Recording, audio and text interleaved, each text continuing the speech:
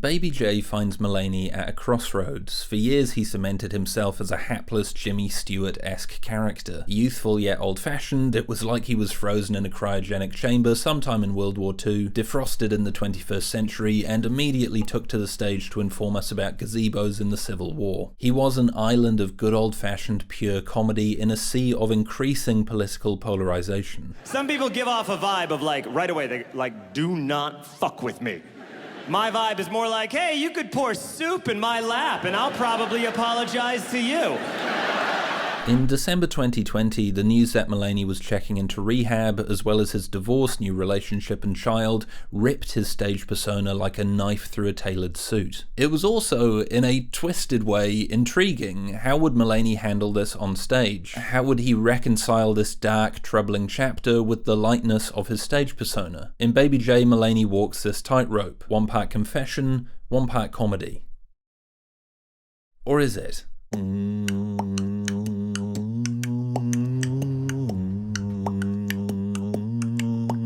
A good opening question. What kind of special is this? Is this an introspective look into an addict's mind, or a stand-up set? A Netflix special, or a wide-ranging conversation? As a stand-up special, it is fine-tuned machinery. Mulaney hurtles between comedic set pieces at a propulsive clip, hardly a second to breathe. The routine about his friends staging his intervention is fantastically drawn. He perfectly captures the delusions and half-baked scheming of anyone desperately trying to get out of a situation. It's punctuated by vivid moments. Mulaney smoking out of a window in mid-December like a pretentious beat poet, his impersonation of Fred Armisen, the low-key cadence followed by Mulaney's panicked, angry, next! Next! Fantastic. In other jokes, there's an almost Hemingway restraint. I said, you mean recently or starting at age 6? He said, did you start drinking when you were 6? I said, yes. And then he gave me more paper. It's economic joke writing with a sniper's precision. Simply saying, and then he gave me more paper, leaves so much unsaid. 7 words, the tip of an iceberg of meaning. The Rolex story is a standout. Mulaney strikes a contrast between the automated clockwork of the Rolex employees and his own sweaty chaos. It's so much fun watching him snap between the rhythms of his stage persona to the jerky, anxious delivery of his drug-addled self. It's also the routine that goes furthest in capturing his desperation, ego, and wastefulness. Yet, as Mulaney barrels through material with a chuckle and a skip, a sense of distance crept in. On one hand, it's great he doesn't feel confined to create the tone of serious sobriety. On the other, he seems oddly detached from the stories he's recounting. There is such a split between addict Mulaney and recovered Mulaney that it made me question if he had properly processed what he had both done and been through. In the months since, my feelings have swayed back and forth as I've questioned the level of honesty I expected from Mulaney and the blurry line between confession and comedy. Dude, I had a psychiatrist when I was 17, and he told me, he goes, half of you is this really nice guy who wants to, do the right thing and be a good person. And the other half of you is a gorilla whose sole purpose in life is to destroy the first half. Right, let's start with the show's themes. Baby J teases transformation. It was marketed by Netflix not as a stand-up special, but a wide-ranging conversation, and that subheading appears in the show's title. It's fair to expect something introspective and a significant detour from a typical stand-up performance. Yet, this special is not only far more gag-heavy than you'd first expect, it's also curiously uninterested in scratching beneath the surface. Take the opening routine where Mulaney talks about his crippling need for attention. He fantasized about a grandparent dying so he could get attention at school. It's a bold, dark first step, complemented by the first shot of the special, the camera swooping from Mulaney's face in a very Netflix-style close-up out to the audience. There is clear intent. You'd assume this theme would be returned to and fleshed out. How does Mulaney's need for attention tie into his drug use? How does this relate to his relationship with the audience? Yet Mulaney leaves both of these questions unanswered. He nudges and nods towards his need for attention, but never explores it with the scrutiny the opening suggests. In fact, in the show's finale, Mulaney goes back on himself. I used to care what everyone thought about me so much. It was all I cared about. All I cared about was what other people thought of me. And I don't anymore. This is the kind of clean slate hero's journey daytime TV crap that has little space for nuance or reflection. Mulaney was one way, now he's a different way. Boring. Also, it's not entirely believable when the special has clearly been sculpted with an audience in mind while making notable key omissions. I mean, good God, he does stand-up. If he doesn't care what people thought of him, he wouldn't be on a stage. Which I know is a generalization, but you get the idea. Now, I'm not asking Mulaney to slump on a stool like Jared Carmichael in Nathaniel or Mark Maron in Bleak to Dark, letting punchlines drift in moody silences while he smokes a cigarette and stares into the middle distance. I'm not crying. But to my eye, Mulaney is so focused on keeping things broad, he misses opportunities to make the show deeper, funnier, and more interesting. Take this joke where Mulaney talks about when he started underage drinking with his friends, all of whom are named John. A police officer catches them, lines them up, and asks for their names. As each boy repeats, John, the officer becomes more irate until he gets to Mulaney. He leaned in and whispered in my ear, "Your name better fucking not be John."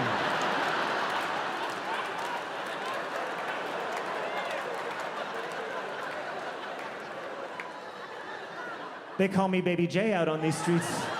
I'll make no bones about it, I hated this punchline. I wanted to hear where the story would go next. Were they arrested? Were there consequences? Maybe it would shed light on Mulaney associating drugs with excitement and danger. Maybe we could begin to trace a line from his past to his present. What is the charge? Eating a meal? A succulent Chinese meal? But no, the story is a non-starter. The moment we're about to get somewhere deeper, he falls back on a detached, ironic punchline that feels like an inside joke I don't understand. He told Esquire in 2019, "I drank for attention. I was really outgoing, and then at 12 I wasn't. I didn't know how to act, and then I was drinking, and I was hilarious again." Yet even that level of insight eludes the finished product. They call me Baby J out on these streets. The camera, in symbolic agreement, pulls back to this sterile wide shot. Mulaney a distant figure, swallowed by the applause of the crowd. There are many routines like this that superficially skate around the topic of addiction with little depth or insight. A routine about a nurse thinking Mulaney was getting a call from Al Pacino does the same thing. It's incredibly broad. An Al Pacino impression? Really? Instead of lasering in on his perspective, Mulaney imagines the nurse's. The routine is also too long. The audience have imagined Mulaney being called by Pacino the moment he flags it up, and it fizzles out as he indulges in this overwrought act-out. This special is long, 80 minutes instead of the usual 60, and because Mulaney isn't doing much with the added runtime, it feels like a stand-up special with 20 minutes of unnecessary baggage. Now, this is my own petty gripe, but while we're talking about Indulgence, Mulaney has a problem spelling out punchlines. And I had that thought that only blackout drunks and Steve Urkel can have. I don't know what's coming next. Can you give me a hint? Can you give me a hint what you're about to say? Oh my God! I was really, like, during that whole 10-second laughter, I was like, he's not going to actually say that. There's going to be, like, a clever twist that defies my expectation. Considering he got roasted about it over 10 years ago, it's surprising Mulaney is still adding pointless repetitions at the end of jokes. 3 times in Baby J, Mulaney starts a joke with a phrase, say, "those old winter coats," and kind of needlessly calls back to it instead of moving on. $5,000 and an 8-ball. From the night we went caroling. Those old winter coats. The caroling line is where the laugh is. You can feel the audience ready to move on. Mulaney himself doesn't seem to know why he's repeating it. What's he doing? It's strange because Mulaney, I just mentioned, is one of comedy's most economic joke writers. But here that writerly impulse results in him putting a neat little bow on his jokes instead of cutting them off at the climax. Anyway, returning to this idea of superficiality, a lot of Mulaney's material is focused on how he is seen by others as opposed to how he sees himself, and he often detaches from routines the moment they lose their broad appeal. I'm reminded of an interview James Acaster gave about his bake-off story in Cold Lasagna. In a similar way to Mulaney, this was a pretty light anecdote, but upon it not getting the response it deserved one night, Acaster kept talking. I saw a comedian once called Chris Kent, he's an Irish comic, and I saw him do his show at the Edinburgh Festival festival, and it was hilarious, and I loved it so much that I went to see it again. And the second time I saw it, the audience weren't as good, and he'd get to what had been the punchline when I'd seen him, but instead of getting the applause he would get, he got a mild laugh. And instead of going, well, that didn't work, and acknowledging it on stage, or just moving on to the next routine after a damp squib, he just kept talking until he found the applause. And I remember sitting there and going, oh, fuck, like, he'd go, okay, so that's not the ending tonight. So I'll carry on talking about this subject until I find a new ending. And so I just carried on telling them what happened. The following routine about calling the Samaritan's helpline is, in my opinion, funnier, deeper, and reframes the previous routine. It felt like some of Mulaney's routines needed this, to keep talking, follow the train of events. I wonder what would have become of the underage drinking story if Mulaney had followed it through. Were there deeper observations and more cathartic laughs waiting to be uncovered? As a result, Baby J can feel a little hollow, the vulnerability scrubbed in favour of fast-paced gags, which, if we follow the history of the show, is by design. I agree. A couple months after coming out of rehab, Mulaney started performing under the title From Scratch. The title and poster design, that of Mulaney as a child, promised a more personal set than usual, and an attempt to reinvent his comic persona after it fell apart. These shows were in much smaller rooms, and without Mulaney's usual bravado. As Jesse David Fox noted, it was raw, both in its frankness and the complete lack of polish we typically associate with Mulaney's work. As the show tightens, the confessional element diluted. John Mulaney the person reintegrated back into John Mulaney the comedian, and his rightly polish started varnishing over the cracks. The polo shirt and jeans traded for a suit, intimate club appearances for the Boston Symphony Hall. From Scratch turned to Baby J, more in line with the wry, ironic titles of his previous work. By the time we get to the recording, Mulaney has created something with all the inscrutable polish of a bowling ball. The gag rate is high, silent moments virtually non-existent. It's non-stop, right? Like, I feel like when I watch you, I get my money's worth. The subheading, A Wide-Ranging Conversation, more a nod to what the show was instead of what it is now. This leaves the special in a bit of a no man's land. He insists he has a different vibe now, and lasers in on an 11-year-old named Henry to make his transformation clear. Yet the new Mulaney isn't that different. He blames his addiction for the pacey patter of his earlier work. When I was a younger man, I'd come out on stage and be like, hey, ba ba ba ba ba ba ba ba ba ba ba ba ba ba ba ba ba.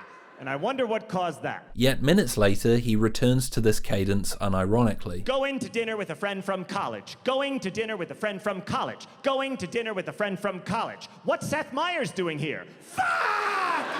Yes, his delivery has slowed down. There are signs of him transitioning into a more mature comedian. But it's strange watching a comedian tell us how much he's changed while delivering an often identical product. Paired with the subject matter, Mulaney's delivery can feel so cheerfully detached, it often feels like he's talking about someone else. To go back to Cold Lasagna for a minute, Acaster's performance is loaded with emotion. In the Bake Off story, he moves from sleep-deprived to anxious to humiliated. His screeched punchline, "This doesn't feel nice!"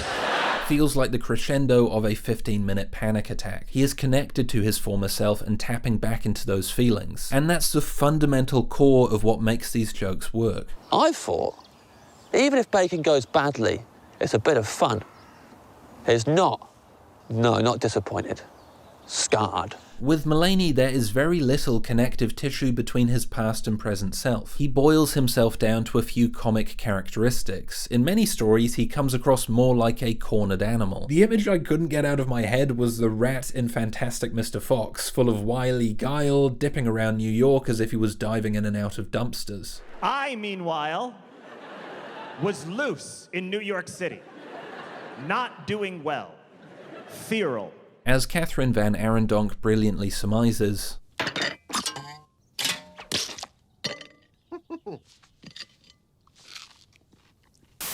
that Mulaney who is addicted to substances, he's certainly related to the guy standing on stage, but he's not quite the same. He's an object to be held up and tut-tutted over, a guy we can laugh at safely now because he no longer exists. Some distance from a past self is necessary in this kind of storytelling, but Mulaney attacks Baby J less like a product of creative consideration and more as if he's examining a severed limb. He is so entirely, confidently unruffled. Now stand aside, worthy adversary. 'Tis but a scratch. A scratch? Your arm's off. No, it isn't. Well, what's that then?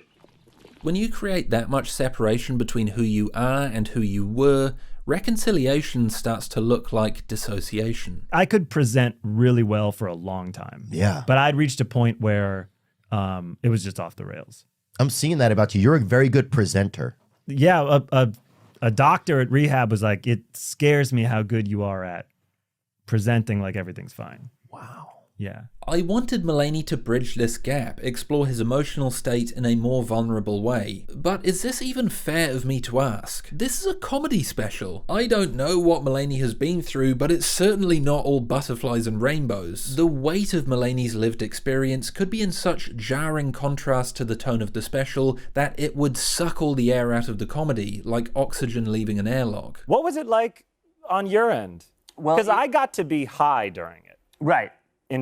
So it was it an awkward affair? Yeah, it was awful. Yeah, was it? Yeah. Take this recounting of one of Mulaney's early performances. There is a moment where Mulaney talks about his relationship with his former drug dealer. He is trying to make jokes, but the story at its core is so heart-wrenchingly sad there were hardly any laughs. The audience reacted in a chorus of "oh no's" and "awes," like they had just seen a puppy rescued from danger. The background of the joke was so depressing that we weren't ready to laugh. Mulaney's description of himself as some wily, squirrely, two-dimensional character may be evasive, but it's also what he needs to do to make these stories funny. If he gives us too much of an insight into his frame of mind, we won't have the required distance to laugh. As Henry Bergson points out, the absence of feeling is often the companion of laughter. It seems as though the comic could not produce its disturbing effect unless it fell, so to say, on the surface of a soul that is thoroughly calm and unruffled. Indifference is its natural environment, for laughter has no greater foe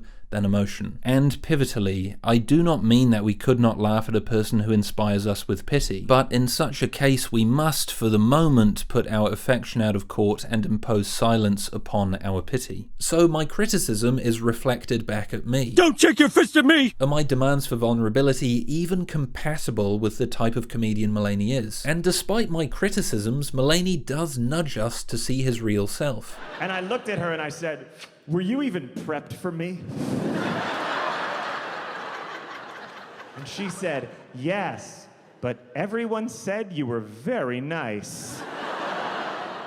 Don't believe the persona. Ego and narcissism rear their head over and over, leaving a newspaper out in rehab hoping someone would recognize him, saying he's the best looking person at his intervention. Routines like the Rolex story cast him in a deeply unflattering light, and amidst the comic heightening, he slips in lines like this. Oh, he knows I'm gonna pawn it, and he wants it to have a letter to know where it came from.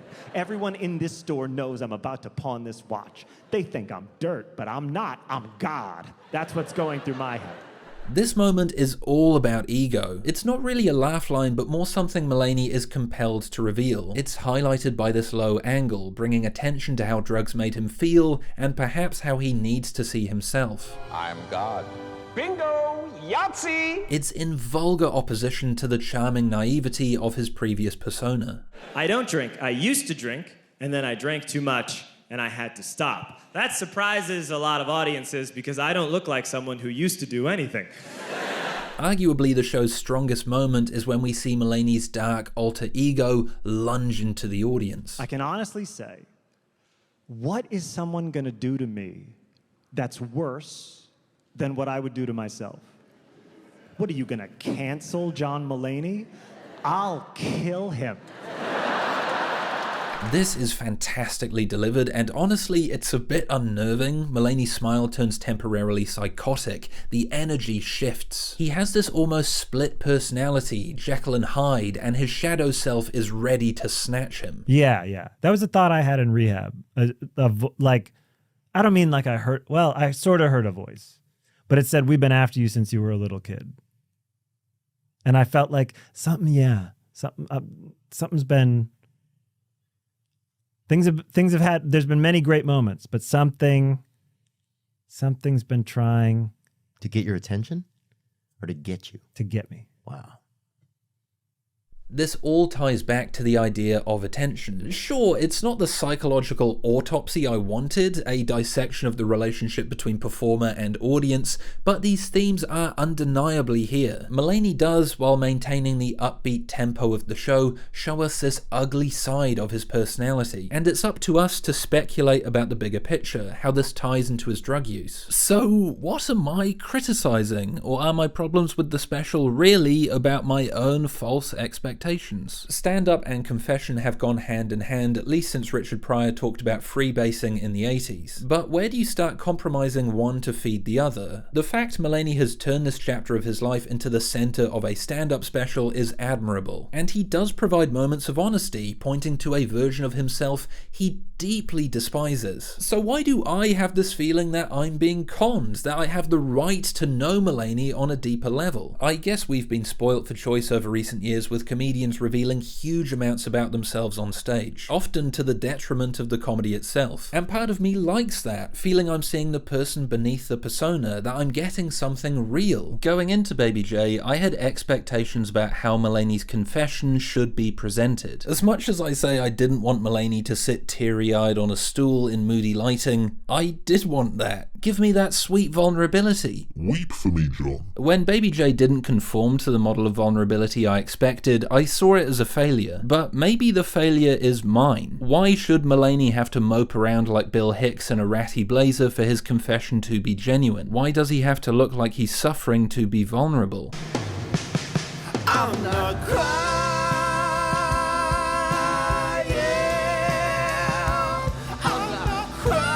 If anything, feeling Mulaney owes it to us to reveal the depths of his despair, that he should feed us his secrets like some impulsively honest mother penguin, is feeding into the kind of unhealthy parasocial dynamic that resulted in fans putting together the exact timeline of his addiction and relapse, or the Vulture writer who checked the legitimacy of his Rolex story. Mulaney was never this type of comedian, so why should I and we hold him to such a high bar of vulnerability? Especially when he's trying to find a middle ground between his old persona and new self. He's Jimmy Stewart and Peter Porker, and it's not like these "I'm speaking from the heart, man, I'm an open wound" performances are actually vulnerable anyway. As Van Arendonk puts it, they can feel more like a performance of authenticity rather than a display of vulnerability. Yeah, I often see photos of myself on stage and I go, I wish I could be that guy. This is a key part of what the special is trying to be. He needs to channel his feelings through this guy in order to cope and for the comedy to work. That doesn't make it dishonest or invulnerable. It's a mode of vulnerability that makes sense for him. Those that want more, like me, maybe need to step back and check what they really want out of the audience-performer relationship. Yes, Mulaney's guardedness can seem evasive, but through another lens is prioritizing jokes instead of unloading personal baggage. That's more honest to Mulaney's persona and to the contract he has with the audience. He is here to entertain, and trying to balance his needs and ours is arguably a much harder tightrope to walk. I will say, I wanted to make this as laugh-heavy as possible. I didn't want to tell that story of, and there I was, selling a watch I had just bought, and I felt so small. I didn't want to have that tone, you know? I really wanted to present these stories almost as if I was proud of them. Because at that moment I was. Right. I got $6,000 Right. in cash. Right. By only spending $12,000. You've described it as fun, which It was I love. fun. Yeah. And that was more the challenge I wanted to give myself was to maybe be, in quotes, vulnerable. Could I say this much about myself but still own the room and be an entertainer? That just seemed like more of a challenge, as opposed to totally more somberly or groundedly presenting the facts of what this special's about. But, and I'm going to stay the course here, I do believe there are moments where Mulaney could add emotional depth to his performance without taking away from the comedy, especially considering the emotional moments Mulaney does choose. For example, one of the pivotal moments is the baby changing callback. Early on he makes a joke about doing coke off a koala baby changing station in a toilet. Those are for snorting coke off of. When you're a cokehead, you see the world in terms of surfaces.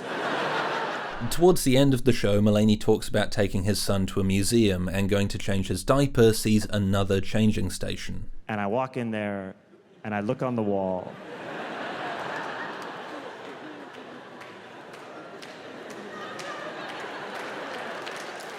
Hello, old friend.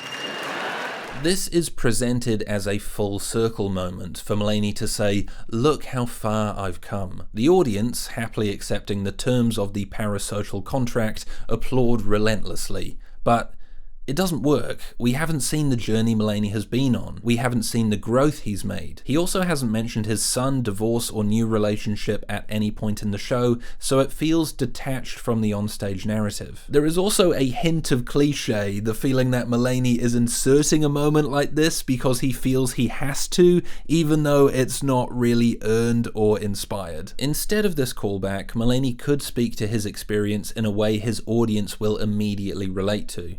And I went in to see the doctor. I'd been there about 4 days. I said, I know, but I'm going. I've heard every argument you guys have, but I'm going back to New York City. And he didn't argue or anything. He just went, John, we both know how this movie ends. And that was it.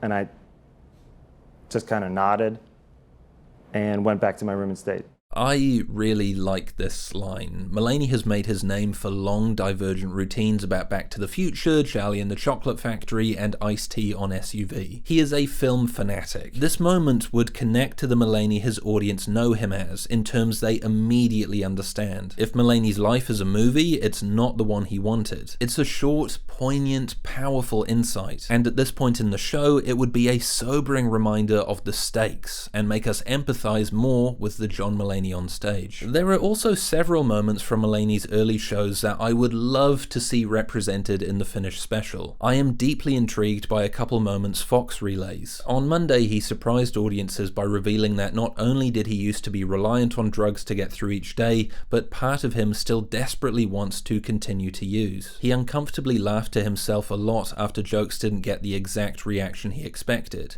as if to say, this isn't what it usually feels like for me to do stand-up. When he said his relationship with audiences is the longest lasting, most intimate one of his life, many began to clap. He cringed and asked them to stop. He hadn't meant it was a good thing. The tension underscored the inherent conflict of what the comedian and audience wants out of nights like this, and the difficulty of an established comedian trying out a new identity in public, hoping audiences will meet you where you are. There's a lovely moment described on Reddit where in early shows Mulaney would ask the audience, who here has been to rehab? Mulaney politely asked anyone that raised their hand if they wanted to share, and what they were there for. They had a quick, funny back and forth. He thanked them for sharing and congratulated them on their sobriety. It was very funny, but kind and considerate. In my ideal fantasy dream world, the best way to handle Baby J that would both serve the comedy and my relentless need for vulnerability would be for Mulaney's performance to be intercut with clips from his work in progress shows. You would get the uncomfortable intimacy of Mulaney figuring out his new persona, paired with the polish of the finished product. It also means Mulaney wouldn't have to awkwardly shift gears between comedy and confession during the actual performance. That's a level of vulnerability that would work in the special's favor. Maybe then we could see the act of honing his material, of shaping his past, as an act of recovery in itself, instead of a dissociation from it.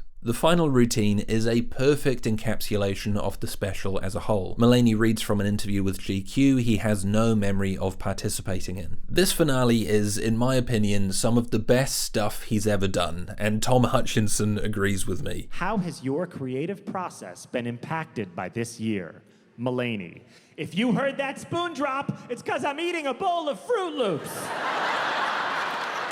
It's absolute joy watching Mulaney riff and giggle as he reads out the baffling statements of his former self. Mulaney leans into a more natural style of delivery, and it's the most human routine of the special. In a weird way, it's also the most oddly touching. After all, Mulaney used to talk on stage about ghosts and ghouls. His act was full of random outbursts and odd asides, delivered in this very specific cadence. In this routine, Mulaney is weirdly doing an impression of, and maybe even saying goodbye goodbye to his previous persona. It encourages us to see the person he was with the person he is now. But it's more a fantastic closing routine instead of something imbued with deeper meaning. Mulaney can laugh at the guy in the article, but he doesn't empathize with him. And for Baby J, maybe that's enough. Well, what do you do? Well, I judge you. I sit on your shoulder and judge your actions and the quality of your character. I'm your conscience. I really did overpack.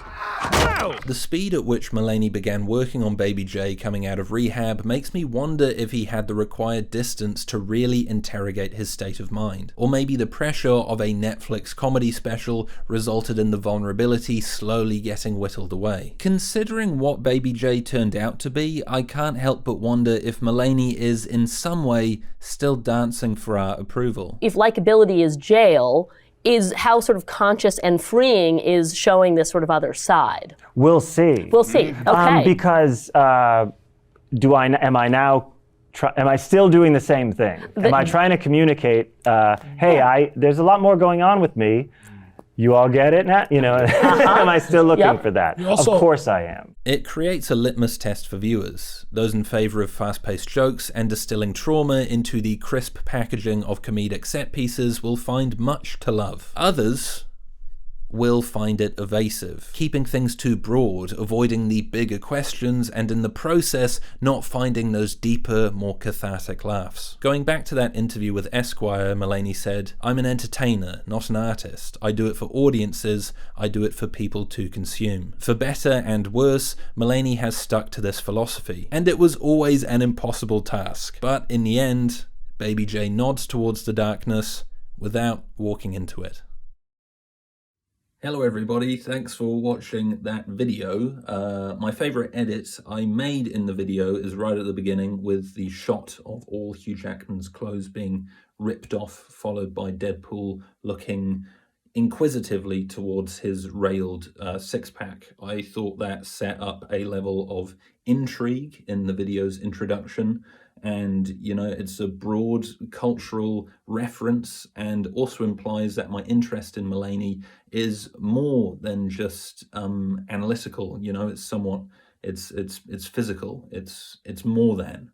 Flying past my head now is a list of all the people who support me on Patreon, who I am forever grateful for, and a big welcome to the 5 new Patreons that joined since the Stuart Lee video: Daniel Powell, Gareth A. Hopkins, Zora, Kieran Golding, and Laurie Brewster. I'd also like to thank my ginger soulmate Tom Hutchinson, who really challenged my point of view, and without him this video would have been nowhere near as introspective or good. If you want to join me on Patreon, that would be amazing, or else consider subscribing.